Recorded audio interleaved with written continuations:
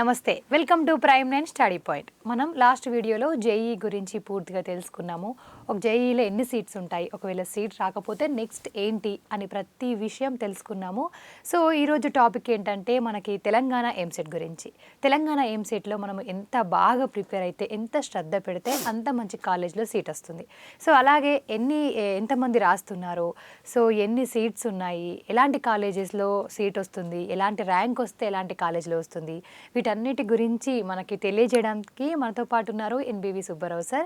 ముందుగా welcome sir. నమస్తే అండి సార్. మనము జేఈ గురించి పూర్తిగా తెలుసుకున్నాము. మీరు అది రాకపోతే ఎలాంటి దానికి వెళ్ళాలని చెప్పేసి కూడా క్లారిటీగా చెప్పేశారు.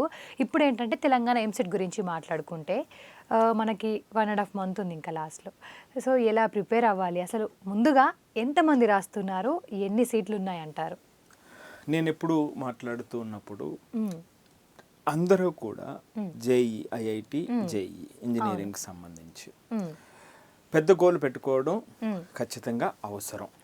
కానీ ఇప్పుడు ఇక్కడ జరుగుతున్నటువంటిది ఏమిటంటే కోచింగ్ ఫ్యాక్టరీస్ వల్ల. కోచింగ్ ఫ్యాక్టరీస్ ఎందుకు కోచింగ్ ఫ్యాక్టరీస్ అంటున్నానంటే, ఓన్లీ ఆ ఫ్యాక్టరీలో ఏం చేస్తారు అంటే ఐఐటికి అవకాశం ఉన్నటువంటి పిల్లలు లేదా ఆ విధంగా ముందుకు వస్తున్నటువంటి పిల్లలు ఆ 10 మంది కోసమే ఆలోచించి మిగిలిన అందరినీ కూడా ఏ విధమైనటువంటి విలువ ఇవ్వకుండా పక్కన పెట్టేసేటువంటి ఫ్యాక్టరీస్ చాలా ఉన్నాయి మన చుట్టుపక్కల. రైట్, అది దురదృష్టకరం.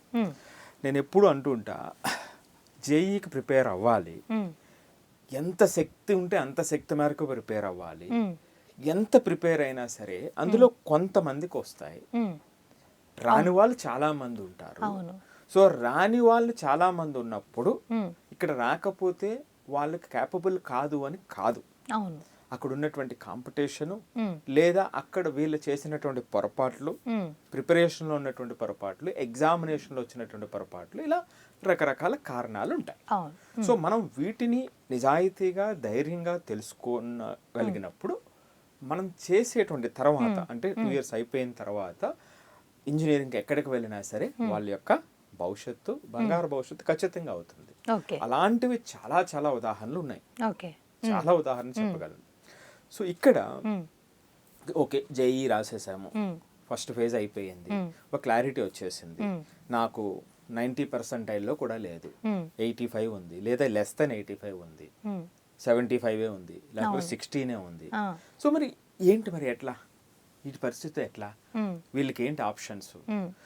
మనం చాలాసార్లు మాట్లాడుకున్న ఒక డీటెయిల్డ్ వీడియో కూడా ప్రైవేట్ కాలేజెస్కి సంబంధించి చేసాం, రైట్?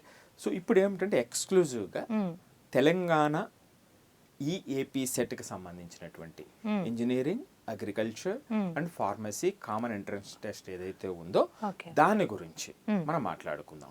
ఇక్కడ దురదృష్టకరమైనటువంటి వాతావరణం ఏమిటంటే, అసలు ఎంసెట్ అంటే అదేదో అంటరానిదిగా, ఎంసెట్ ప్రిపేర్ అవ్వటమే అదేదో ఇంకేదో అండర్ రేటెడ్ ప్రిపరేషన్ లాగా ఇన్స్టిట్యూట్లే తయారు చేసేసినాయండి. సో తద్వారా ఏమవుతుందంటే ప్రతి పిల్లవాడు పేరెంట్ కంటే ఇక్కడ 2 విషయాలు అందరూ అర్థం చేసుకోవాల్సినటువంటిది. పేరెంట్ ఏమనుకుంటారు, పేరెంట్గా మీరేమనుకుంటారు, నేను జేఈకి ప్రిపేర్ చేయించాను అంటే జేఈకి ఫీజు కట్టాను, జేఈ కోచింగ్ నేను జాయిన్ చేశాను, అతనికి 3 లక్షలు 4 లక్షలు 5 లక్షలు కట్టాను, మరి ఈ సందర్భంలో జేఈ రాకపోతే జేఈ వస్తుందనే చివరి వరకు చూస్తారు. జేఈ వస్తుందా రాదా అనేటువంటి తెలిసిపోతుంది, కానీ చివరి వరకు చూస్తారు. సో ఏదో ఏం జరిగిపోతుంది, ఏం మార్పు జరగదు. సో అప్పుడు పేరెంట్ ఏమనుకుంటారు, యాజ్ ఎ పేరెంట్ మీరు ఏమనుకుంటారు, జేఈ రాకపోతే నాకు వేరే ఆప్షన్ ఉంటుంది మా పిల్లోడికి, వేరే దాంట్లో వస్తుంది అనుకుంటారు. చివరికి ఏమవుతుందంటే అక్కడ ఏమిటంటే వీళ్ళు కింద నుంచి వెళ్ళరు, పిల్లవాడిని ఒక స్టెప్ తర్వాత ఒక స్టెప్ కష్టపడి తీసుకెళ్లరు. ఈ ఫ్యాక్టరీస్ ఏం చేస్తాయంటే ఈ పిల్లవాడిని డైరెక్ట్గా తీసుకెళ్ళి ఎక్కడ ఊహల్లో కూర్చోబెడతారు. ఎప్పుడైతే ఇది కాలేదో ఆటోమేటిక్గా అక్కడి నుంచి కిందకి పడిపోతాడు. సో ఎప్పుడైతే మనం ఇక్కడ కష్టపడి ఒక స్టెప్ తర్వాత ఒక స్టెప్ పరిగెత్తుకుని ఇక్కడ కష్టపడి వెళ్ళామో, ఇక్కడికి వెళ్ళిన తర్వాత అక్కడ ప్లేస్ లేకపోయినా నెక్స్ట్ బెస్ట్ ప్లేస్ మన కోసం ఉంటుంది. కానీ వీళ్ళు చేసేది ఏమిటి, ఊహల్లో తీసుకొచ్చి ఇక్కడ పెడతారు మార్కెటింగ్ యాక్టివిటీస్తో. చివరికి 2 సంవత్సరాలు అయిన తర్వాత పేరెంట్కి ఇటుకి మీకు గుర్తు వస్తుంది. అక్కడ దారుణం ఏమిటంటే ఇక్కడ ఇతనికి బిట్సాట్లని రాదు, ప్రైవేట్ యూనివర్సిటీ రాయుడు, దాని మీద దృష్టి పెట్టాడు, ఎంసెట్ అసలు పనికిరాంది అన్నట్టుగా, అవును. ఏదో అంటరాంది అన్నట్టుగా చూస్తారు. ఇక బోర్డు మార్క్స్ అంటారు, బోర్డు మార్క్స్ వచ్చే వాళ్ళకి వస్తే రాని వాళ్ళకి ఎక్కువ మందికి అంతంత మాత్రం. చాలా తక్కువ టైంలో ప్రిపేర్ కూడా అవుతున్నారు, అంతగా కేర్ సో అల్టిమేట్గా 12th అయ్యేటప్పటికి ఏంటి పరిస్థితి అనేటప్పుడు ఈ 2 సంవత్సరాలు ఒక్కసారి కళ్ళు మూసుకుంటే ఇది అసలు జీవితంలో ఉండకూడదు, అసలు తెచ్చుకోకూడనటువంటి సంఘటన కింద తయారైపోతుంది. అవును. కానీ జీవితంలో స్టూడెంట్ లైఫ్లో ఇది 2 years కూడా చాలా చాలా ఇంపార్టెంట్ ఇయర్స్. అంటే ఇక్కడ ఒక హోప్ ఇస్తున్న, ఒక సెల్ఫ్ మోటివేషన్తో, ఒక వాడికి కాన్ఫిడెన్స్ని బిల్డ్ చేసే విధంగా, వాడు తప్పులను తెలుసుకునేటువంటి విధంగా ధైర్యంగా తయారు చేసేటువంటి అవకాశం ఉన్నటువంటి ఒక ఇంపార్టెంట్ స్టేజ్. ఇతను ఇక్కడి నుంచి ఈ టీనేజ్ కాబట్టి ఇటు అటు ఈ అడల్ట్కి మారుతున్నటువంటి ఈ మధ్య వయసులో ఆ పాజిటివిటీ, అతని ఎనర్జీస్ అతనికి తెలిసేటట్టుగా, అతని తప్పులను తెలుసుకునేటువంటి ధైర్యం వచ్చేటట్టుగా మనం చేయగలిగినప్పుడు ఏమవుతుంది 2 years ఏమవుతుందంటే ఈ 2 years దానికి పునాది పడితే నెక్స్ట్ రాబోయేటువంటిది ప్రొఫెషనల్ కోర్స్. అది ఇంజనీరింగా, డాక్టరా, లేకపోతే హ్యుమానిటీసా, ఏ కోర్స్ అయినా కానివ్వండి. సో తర్వాత వచ్చేటువంటిది ప్రొఫెషనల్ కోర్స్. తర్వాత వచ్చేటువంటి 4-5 years వాళ్ళ లెర్నింగ్ అబ్సల్యూట్లీ ఉండవలసిన స్థాయిలో ఉంటుంది. అది అక్కడ చాలా చేంజెస్ వస్తాయి. సో అందుకని ఇప్పుడు ఏం చేద్దామంటే అసలు తెలంగాణ ఎంసెట్కి సంబంధించి, ఏపీ సెట్కి సంబంధించినటువంటి డీటెయిల్డ్గా ఇక ఈ మిగిలిన రోజులు కొంచెం కష్టపడితే ఎన్ని అద్భుతమైనటువంటి ఫలితాలు వాళ్ళ కోసం స్టిల్ ఎదురు చూస్తున్నాయి అనేటువంటి చెప్పే ప్రయత్నం చేద్దాం. ఎందుకంటే పిల్లలు అంటే స్టూడెంట్స్ మీరంతా కూడా జేఈ రాలేదు, నేను పనికిరాను అని అనుకోవద్దు. ఆ ఇన్స్టిట్యూట్లో అట్లా ట్రీట్ చేసి ఉండొచ్చు, మీకు సామర్థ్యం లేదనేటువంటి విధంగా నమ్మవద్దు. కానీ ఇక్కడ ఈ రేసులో మీ ప్రయాణం ఆగిపోలేదు, కాంపిటీషన్ ఆగిపోలేదు. వచ్చేటువంటి 40 రోజులు చక్కగా మనం ప్రిపేర్ అయితే, ఎంసెట్కి సంబంధించి దానికి వాల్యూ చేయగలిగితే, ఆ నిజంగా ఇన్నర్ స్ట్రెంగ్త్తో నువ్వు చేయగలిగినట్లయితే స్టిల్ బెస్ట్ ఆప్షన్స్ ఏం ఎదురు చూస్తున్నాయనేటువంటిది చూసేటువంటి ప్రయత్నం చేద్దాం. కానీ ఇక్కడ నిజం ఏమిటంటే ఎక్కువ మంది ఇక బోర్డ్ ఎగ్జామ్స్ అయిపోయిన తర్వాత phase 1 అయిపోయింది కదా, ఏదో కొంచెం అటు ఇటుగా ఆ phase 2 జేఈ మెయిన్స్ రాసేద్దామని అనుకుంటారు. కానీ మీరు అలా పాడు చేసుకోకుండా టైంని, మీ శక్తిని, ఇప్పుడు ఈ ఏపీ సెట్ ఏదైతే ఉందో, తెలంగాణ అయితే తెలంగాణ, ఆంధ్ర అయితే ఆంధ్ర, ఇది మీరు చేయగలిగినట్లయితే రాబోయే రోజుల్లో బెస్ట్ ఇంజనీరింగ్ కాలేజ్ అంటే ఆ పై ఆప్షన్స్ పోయినప్పుడు ఇప్పుడున్నటువంటి ఆప్షన్ ఇది. బెస్ట్ ఇంజనీరింగ్ కాలేజ్ వచ్చినా ఎన్ని అద్భుతమైనటువంటి అవకాశాలు ఉంటాయి. దాన్ని మనం గ్రాప్ చేసుకుందాం. ఇంకా రానిది ఎలాగా? ఇప్పుడు జేఈ రాలేదు, దాని గురించి ఇంక మనం మాట్లాడవలసిన అవసరం లేదు. వచ్చుంటే బాగుండేది, లేదా ఆ బిట్ సెట్ లాంటి దాంట్లో వచ్చుంటే బాగుండేది. ఎందుకంటే 500 మందికి కంప్లీట్ ఫ్రీ స్కాలర్షిప్ అనౌన్స్ చేశారు ఇప్పుడు ఏడాది నుంచి. సో ప్రైవేట్ యూనివర్సిటీస్ ఉన్నాయి, సో అక్కడ ఒక మంచి మనకి స్కాలర్షిప్ వచ్చే అవకాశం ఉంటుంది. సో మరి అది లేదు అన్నప్పుడు తర్వాత ఉన్నటువంటి ఒక ఆప్షన్ మనం వదులుకోకూడదు కదా. కొంచెం 40 రోజులు కష్టపడితే ఎన్ని అద్భుతమైన ప్రయోజనాలు ఉన్నాయి అనేటువంటిది చూద్దాం. సో ఈ తెలంగాణకు వచ్చేటప్పటికండి, అంటే ఇప్పుడు ఒక డిస్క్లైమర్ ఏమిటంటే, ఈ నెంబర్స్ నేను చెప్తున్నటువంటి నెంబర్స్ కొంచెం +or- ఉంటాయి. ఏదైతే ఒక్కో ఏడాది ఒకలా మారుతూ ఉంటాయి, ఇది స్ట్రిక్ట్ గా కాదు. మనం తీసుకున్నటువంటి డేటా 2024కు సంబంధించిన కొంత డేటా, 2025కి సంబంధించిన డేటా. సో +or- ఉంటుంది, అదొకటి గమనించండి. ఈ తెలంగాణ ఎంసెట్కి సంబంధించి సుమారుగా 2,40,000 మంది రాస్తారండి. వీళ్ళకు ఉన్నటువంటి అవైలబుల్ సీట్స్, ఇంజనీరింగ్ సీట్స్ ఇప్పుడు మన తెలంగాణ స్టేట్లో 1,25,000 సుమారుగా ఉన్నాయి. 236 ఇంజనీరింగ్ కాలేజెస్ పార్టిసిపేట్ చేస్తున్నాయి. ఇది స్టాటిస్టిక్స్.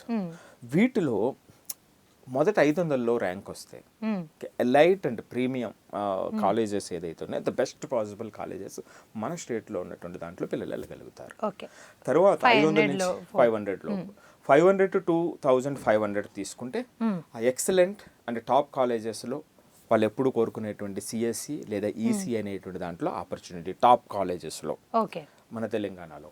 నెక్స్ట్ 2,500 నుంచి 8,000 వరకు చూస్తే ఒక మంచి colleges, premium colleges available still ఉంటాయి అక్కడ. 8,000 వరకు, 8,000 నుంచి 20,000 వరకు తీసుకుంటే మనం average and mid tier colleges.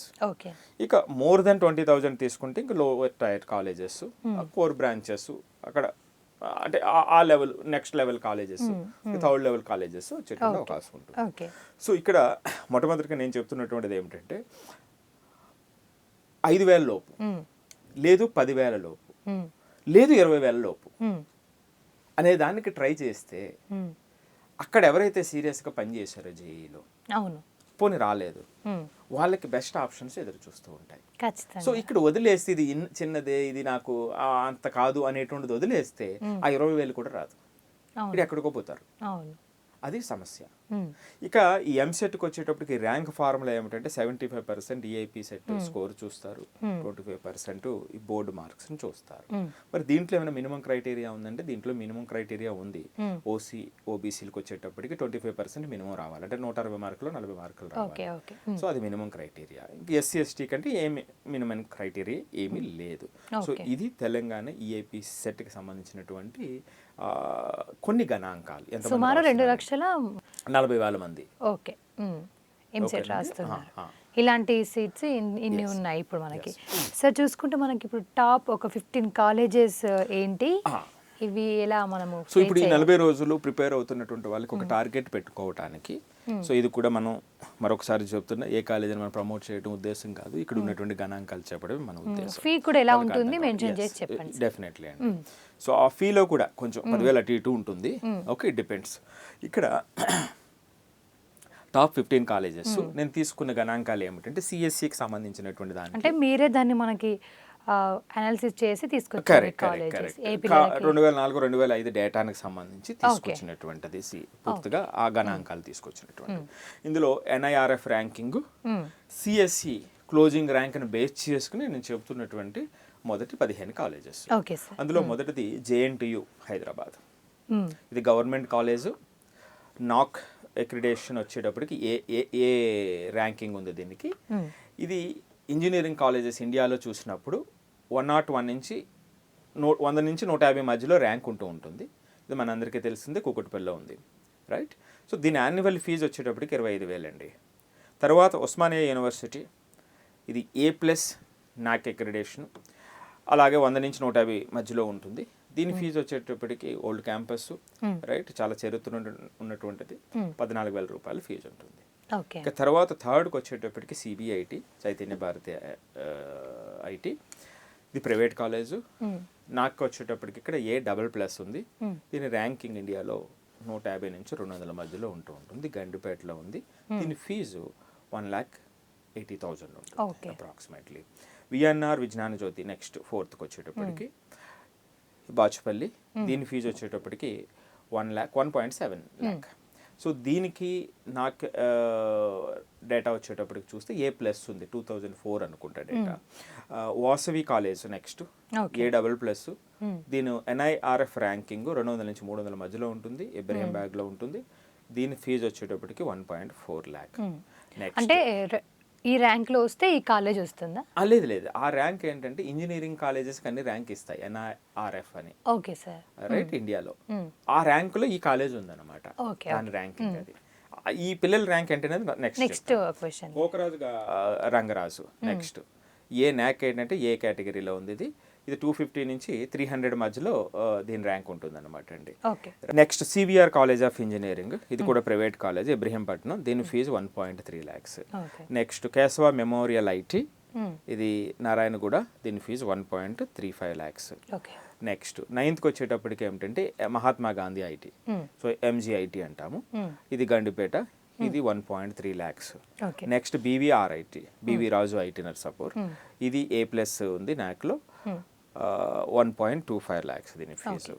MVSR engineering college, ఇది 1.33 lakhs. శ్రీనిధి ఐఎస్టి గట్కేసర్, ఇది A+ ఉంది నాకు, ఇది కూడా 250 నుంచి 300 మధ్యలో ఉంటుంది. దీని fees 1.7 lakh. Vardhaman college of engineering Shamshabad 1.2 lakh. ఇది ఏ కేటగిరీలో ఉంది నాకులో. అనురాగ్ యూనివర్సిటీ ప్రైవేట్ యూనివర్సిటీ, ఇది గట్కేసర్ 1.45 lakh. నెక్స్ట్ ఐఏఆర్ఈ అంటారు, ఇది దుండిగల్లో ఉంది, 1.1 lakh. ఇవి 15 కొన్ని కాలేజెస్. సో దీనికి సంబంధించినటువంటి ఫీ స్ట్రక్చర్ కూడా, రైట్.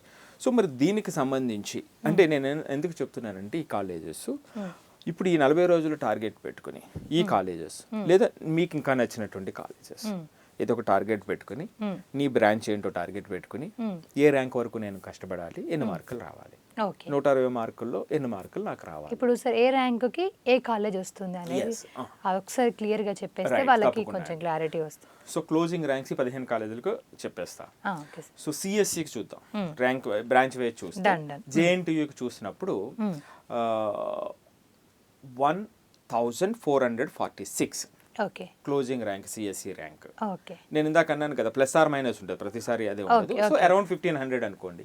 ఓకే. సో ఉస్మానియాకి వచ్చేటప్పటికి సిఎస్సి 2164 2024 డేటా అనుకుంటుంది, ఓకే రైట్. సో అంటే అరౌండ్ 2000 to 2200 అనుకోండి. ఇప్పుడు సరే ఈ డౌట్స్ గురించి మనకి స్టూడెంట్స్ కానివ్వండి పేరెంట్స్ కాల్ చేస్తే మనకి క్లారిటీగా మీరు చెప్పేస్తారు. Correct correct. Okay sir. So next CBIT CSE closing rank okay irrespective of category, okay closing rank final rank చెప్తున్నా. ఓకే. సో అప్పుడు అదే ఓసి అనుకోండి చాలా తక్కువ ఉండాల్సి ఉంటుంది. అవునా. సో అది అర్థం చేసుకోవాలి. సిబిఐటికి వచ్చేటప్పటికి 1891 అంటే around 1900 okay closing rank. VNR Vignan జ్యోతికి వచ్చేటప్పటికి 2373 ఉంది. ఓకే. సో వాసవికి వచ్చేటప్పటికి 2600 అరౌండ్ 2600 అరౌండ్ చెప్పేస్తా. జిఆర్ఐఐటికి వచ్చేటప్పటికి గోకరాజు రంగరాజ్ది 5800, సివిఆర్ కాలేజ్ 5200. సో కేఎంఐటికి వచ్చేటప్పటికి 7000 అరౌండ్ 7000. ఎంజిఐటికి వచ్చేటప్పటికి అరౌండ్ 9000. ఓన్లీ సిఎస్సి కదా సార్? ఓన్లీ సిఎస్సి, ఇదంతా ఓన్లీ సిఎస్సి. బీవీఆర్ఐటికి వచ్చేటప్పటికి 8200 అరౌండ్. ఎంవిఎస్ఆర్ ఇంజనీరింగ్ కాలేజ్కి వచ్చేటప్పటికి 10500. ఓకే. చూసారా అంటే ఆ రేంజ్ కూడా అలాగా పెరిగిపోతుంది. సో ఎంవిఎస్ఆర్కి వచ్చేటప్పటికి 10500 అన్నాను కదా. ఎస్ఎన్ఐఎస్టి గట్కేసర్కి వచ్చేటప్పటికి 10800. వర్ధమాన్కి వచ్చేటప్పటికి అరౌండ్ 11000. అనురాగ్ వచ్చేటప్పటికి 12500. సో ఐఏఆర్ఈకి వచ్చేటప్పటికి 14000. ఓకే. సో ఇవి CSC closing ranks. Okay. So వీటిలో టాప్ 10 సిఎస్సి క్లోజింగ్ ర్యాంక్స్ మనం చూసినప్పుడు ఇవి వస్తాయి అన్నమాట. సార్ ఇప్పుడు ఈసీఈలో మనకి క్లోజింగ్ ర్యాంక్స్ చెప్తారా ఒక్కసారి? ఈసీఈకి వచ్చేటప్పటికి జేఎన్టీయూకి వచ్చేటప్పటికి అరౌండ్ ఈసీ ఐటీ రెండు చెప్పేద్దాం ఒకేసారి. ఈసీఈకి వచ్చేటప్పటికి 3000 అండి, అరౌండ్ 3000. ఐటీకి వచ్చేటప్పటికి 2800 జేఎన్టీయూ హైదరాబాద్. నెక్స్ట్ ఉస్మానియాకి వచ్చేటప్పటికి 3800 ఈసీఈలో, ఐటీకి వచ్చేటప్పటికి 3200. CBIT 4000 around 4800. ఐటీకి వచ్చేటప్పటికి 3500. విఎన్ఆర్ విజ్ఞాన జ్యోతికి వచ్చేటప్పటికి 4200. ఐటీకి వచ్చేటప్పటికి 3800. సో వాసవికి వచ్చేటప్పటికి 5000 అరౌండ్. ఐటీ ఏమో 4500. గోకరాజు రంగరాజుకి వచ్చేటప్పటికి అరౌండ్ 7000 ఈసీఈలో, ఐటీకి వచ్చేటప్పటికి 6500. సివిఆర్ కాలేజ్ 7500, ఐటీకి వచ్చేటప్పటికి 6800. సో కేఎంఐటి ఇక్కడ ఈసీ లేదు. ఐటీ ర్యాంక్ వచ్చేటప్పటికి 8000 ఉంది. ఎంజిఐటి 11000, ఐటీకి వచ్చేటప్పటికి 10000. సో ఈ విధంగా ఇది ఇలాగ 11000 అలా 20000 వరకు ఈ కాలేజెస్ మనం చెప్పేటప్పటికి వెళ్ళిపోతాయి. సరే ఇప్పుడు మనకి నెక్స్ట్ ట్రిపుల్ ఈ దానికి ఒకసారి చెప్తారా? Triple E. సో ట్రిపుల్ ఈకి వచ్చేటప్పటికి కొన్ని కాలేజెస్ చెప్తాము. Okay sir. సో జేఎన్టీయూకి వచ్చేటప్పటికి క్లోజింగ్ ర్యాంక్ 8800. సో అరౌండ్ 9000 ఉంది. సో అలాగే ఉస్మానియాకి వచ్చేటప్పటికి అరౌండ్ 10000. సిబిఐటి 13000 ఇది ట్రిపుల్ ఈకి. Next Vasavi around 14500. PNR Vignan Jyothi around 11200. జిఆర్ఐఐటికి వచ్చేటప్పటికి గోకరాజు రంగరాజు వచ్చేటప్పటికి అరౌండ్ 18000. బీవీఆర్ఐటికి వచ్చేటప్పటికి అరౌండ్ 22000. అదే మెకానికల్ ఇంజనీరింగ్ వస్తే జేఎన్టీయూ హైదరాబాద్ సో తక్కువ మంది తీసుకుంటున్నారు, అప్ టు 16000 కూడా జేఎన్టీయూలో మెకానికల్ వచ్చే అవకాశం ఉంటుంది, అది క్లోజింగ్ ర్యాంక్. ఉస్మానియాలో 14000, CBIT 22000. So Gokaraju Rangaraju 17000, BVRIT 28000, Vardhaman 35000, IARE 40000. ఇది మెకానికల్కి వచ్చేటప్పటికి. సో ఇక్కడ ట్రిపుల్ ఈకి వచ్చేటప్పటికి జనరల్గా ఏంటంటే పాత్వే ఏమిటి, పిఎస్యూస్కి పబ్లిక్ సెక్టార్ యూనియన్స్ ఏవైతే ఉంటాయో, బిహెచ్ఎల్ కానివ్వండి, ఓఎన్జీసీ కానివ్వండి, ఇలాంటి వాటిల్లో పోస్టులకి ఆప్ట్ చేసుకునేటువంటి ఆ పాత్వే చూజ్ చేసుకునేటువంటి వాళ్ళకి ట్రిపుల్ ఈ అనేటువంటిది ఇది అవుతుంది, రైట్. సో అలాగే మెకానికల్ అనేది ప్రజెంట్ లో డిమాండ్, అందుకే ర్యాంకులు కూడా మనకి చెప్తున్నాయి కదా. అదే ఐటీకి వచ్చేటప్పటికి సో 40-45% ట్రిపుల్ ఈ మెకానికల్ తీసుకున్నటువంటి వాళ్ళు కూడా ఐటీకి మారిపోతూ ఉన్నారన్నమాట.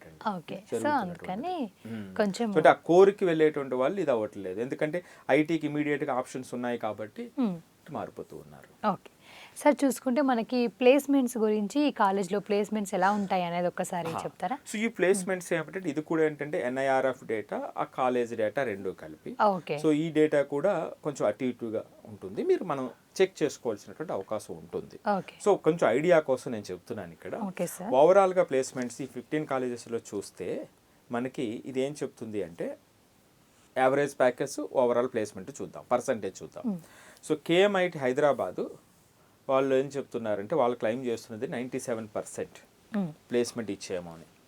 వాసవికి వచ్చేటప్పటికి 95%, VNR విజ్ఞాన జ్యోతి 81%, GRIIT 78%, CBIT 71%, OUకి వచ్చేటప్పటికి 70%, MGIT 70%, SNIST 69%, CVR 68%, JNTU Hyderabad 65%, Vardhaman 65%, Anurag university 62%, BVRIT 61%, MVSR 52%, IARE 58% 2024లో ప్లేస్మెంట్ అయ్యింది.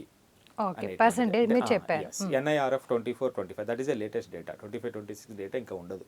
సో దాన్ని ప్లేస్ చేసుకుని మనం ఈ మాటలు చెప్తున్నటువంటిది. Okay, right. సో ఇక యావరేజ్ ప్యాకేజ్కి వచ్చేటప్పటికి KMIT నేను ఇందాక 97% అని వాళ్ళు క్లెయిమ్ చేస్తున్నది డేటా చెప్తున్నాను కదా. ఇక్కడ యావరేజ్ ప్యాకేజ్ 10 lakhsగా ఇక్కడ గణాంకాలు చెప్తున్నాయి. వాసవిలో 9 lakhs, VNR Vignana Jyothi 7 lakh, GRIIT 6 lakhs, CBIT 6 lakhs, right, OUCE 6 lakh, MGIT 5 lakhs, so SNIST 7 lakh, CVR college 5 lakhs, JNTU Hyderabad 5 lakh, Vardhaman 5 lakhs, Anurag university 4 lakhs, BVRIT 5 lakhs, MVSR 4 lakhs. అంటే దాని average 10 to 4 lakhs మధ్యలో ఈ salaries ఉన్నాయి, placement salaries యావరేజ్గా ఉన్నాయి. Okay sir, చాలా చక్కగా వివరించారు. అండ్ ఇప్పుడు పిల్లలకి మీరు ఎంసెట్ ప్రిపేర్ అవుతున్న పిల్లలకి ఇంకా 45 days ఉంది కొంచెం చూసుకుంటే. సో మరి ఏం చెప్తారు మీరు ఒక్క మాటలో, మీ వర్డ్స్లో? అంటే పిల్లలు సెల్ఫ్ రిలయంట్ గురించి చాలా బాగా చెప్తారు. కరెక్ట్.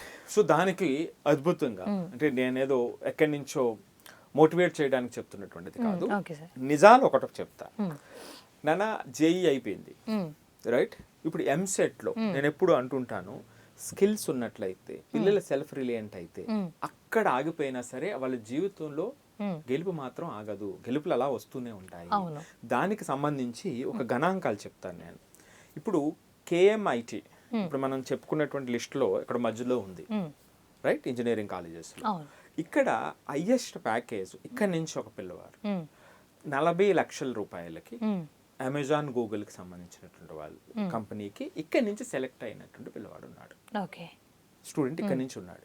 ఇక్కడ యావరేజ్ శాలరీ 9.74 lakh ఉంది, రైట్. అలాగే వాసవిలో 52 lakhsకి గూగుల్కి సెలెక్ట్ అయినటువంటి పిల్లవాడు ఉన్నాడు. VNR విజ్ఞాన జ్యోతిలో 92 lakhs రూబ్రిక్ కంపెనీకి. అలాగే CBITలో 59.9 lakh per annum, సో ఒక MNCకి. సో అంటే ఇవన్నీ ఏమిటి ఇక్కడ ఏం చెబుతున్నాయి? ఇప్పుడు నువ్వు అక్కడ ఫెయిల్ అయ్యాను అనుకున్నా, అది నమ్మితే నేను ఫెయిల్ అయ్యాను, నాకు సామర్థ్యం లేదు అంటే నువ్వు అంతే, రైట్. సో అక్కడ చేసినటువంటి తప్పుల్ని తెలుసుకుని నీ ప్రయాణం మాత్రం అదే విధంగా కొనసాగిస్తే ఎంసెట్ ఆధారం చేసుకుని, రైట్, అక్కడ ఆగిపోయినాయి, ఇంకా అక్కడ ఛాన్సెస్ లేవు కదా, చేస్తే ఇదిగో ఇవన్నీ లైవ్ ఎగ్జాంపుల్స్. నేను చెప్తున్నానని కాదు, ఒక్కసారి ఎవరైనా సరే ఆ పేరెంట్స్ కానీ పిల్లలు కానీ ఒక్కసారి గూగుల్ చేయండి. 2024 హైదరాబాద్ ఇంజనీరింగ్ కాలేజెస్ ప్లేస్మెంట్స్ అని కొట్టండి. నెంబర్ ఆఫ్ ఇంటర్వ్యూస్ వస్తాయి. అమ్మాయిలు చాలా హంబుల్ బ్యాక్గ్రౌండ్ నుంచి వచ్చినటువంటి అమ్మాయిలు, వాళ్ళు సాధించిన విజయాలు చూస్తే ఒక్కసారిగా ఎంతో ఆనందం అనిపిస్తూ ఉంటుంది. సో అందుకని ఎంసెట్కి ఏం చెయ్యండి, అవి పోయినప్పుడు ఆ ఆప్షన్స్ లేనప్పుడు ఇక్కడ కూడా బెస్ట్ ఆప్షన్స్ ఉన్నాయి. రాబోయే 4-5 సంవత్సరాలు ఖచ్చితంగా జాగ్రత్తగా కష్టపడండి. గడిచిన 2 సంవత్సరాల్లో ఉన్నటువంటి లోపాలను అర్థం చేసుకుని జీవితం మీరు అనుకున్న దానికన్నా అద్భుతంగా ఇప్పటికి మీ ముందు రావటానికి అవకాశం ఉంది. Okay sir, thank you so much. And మనకి నెక్స్ట్ వీడియోలో కూడా ఏపీకి సంబంధించి తెలుసుకుందాం sir. Thank you so much for information. And పిల్లలకు కూడా ఏమైనా డౌట్స్ ఉంటే కాల్ చేస్తే మీరు క్లియర్గా ఎక్స్ప్లెయిన్ చేస్తారు. సో చూసారు కదా, మీకు ఏమైనా డౌట్స్ ఉన్నా ఈ నెంబర్ని సంప్రదించండి. అండ్ అలాగే నెక్స్ట్ వీడియోలో ఏపీ ఎంసెట్ గురించి కూడా తెలుసుకుందాము. ఇది ఇవాల్టి ఎపిసోడ్. మరి ఎపిసోడ్తో మళ్ళీ కలుద్దాం. ఎన్బివి సుబ్బారావు గారు ఆధునిక ఎడ్యుకేషనల్ డిజైనర్. ఈ 21వ శతాబ్దంలో విద్యార్థులు, ఉపాధ్యాయులు, తల్లిదండ్రులపై లోతైన పరిశోధన చేశారు. 3 బుక్స్ కూడా రాశారు. విద్యార్థులకు మార్క్స్ మరియు ర్యాంక్స్ తో పాటు ఇప్పుడు self learning growth mind set అత్యవసరమని ఆయన డిజైన్ చేసిన ఇన్నోవేటివ్ ఎక్సైల్ మైండ్ ఆర్పిటి ఫ్రేమ్వర్క్ లాంటి సెషన్స్, ప్రాక్టికల్ మరియు వర్చువల్ టెక్నిక్స్ అందిస్తూ దేశవ్యాప్తంగా విద్యార్థులను సెల్ఫ్ రిలయంట్ గా తయారు చేస్తున్నారు. ఆయన క్లాస్ రూమ్ బలపడితే భారతదేశం మరింత బలపడుతుందని నమ్ముతారు. ఇప్పటి వరకు 17,550 మంది విద్యార్థులకు జేఈఈ, నీట్, మెంటర్షిప్, 2,530 మంది టీచర్స్ కి ట్రైనింగ్, 1,850 మంది పేరెంట్స్ కి మెంటర్షిప్ అందించారు.